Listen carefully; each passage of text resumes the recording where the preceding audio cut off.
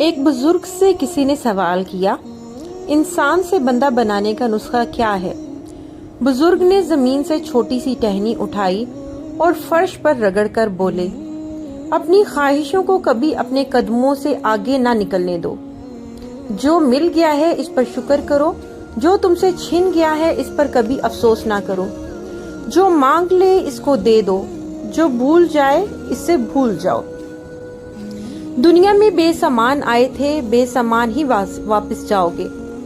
سامان جمع نہ کرو، ہجوم سے پرہیز کرو۔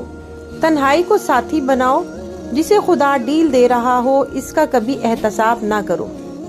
بلا ضرورت سچ فساد ہوتا ہے۔ کوئی پوچھے تو سچ بولنا چاہیے، اگر کوئی نہ پوچھے تو چپ رہنا بہتری ہے۔ زندگی میں جب خوشی اور سکون کم ہو جائے تو سیر پر نکل جاؤ، تمہیں راستے میں سکون بھی ملے گا اور خوشی بھی۔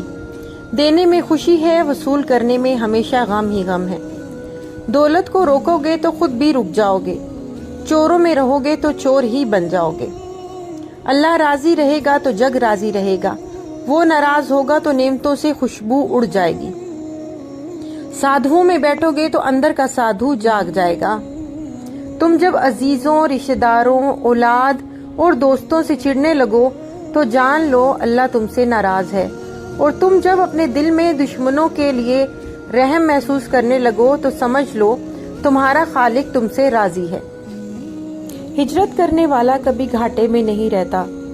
کسی کو خود نہ چھوڑنا، دوسروں کو فیصلے کا موقع دینا، یہ اللہ کی سنت ہے۔ اللہ کبھی اپنی مخلوق کو تنہا نہیں چھوڑتا، مخلوق اللہ کو چھوڑتی ہے۔ اور دھیان رکھنا، جو جا رہا ہو اسے جانے دینا، مگر جو واپس آ رہا ہو اس پر کبھی اپنا دروازہ بند نہ کرنا۔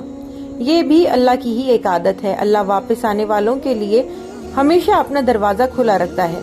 تم یہ کرتے رہنا، تمہارے دروازے پر میلہ لگا رہے گا۔ ویڈیو پسند آئے تو چینل کو لائک اور سبسکرائب کرنا نہ بھولیں، بیل نوٹیفیکیشن کو آن کر دیں تاکہ میری آنے والی ہر نئی ویڈیو آپ تک آپ کی موبائل پر نوٹیفیکیشن کی شکل میں پہنچتی رہے۔ جزاک اللہ۔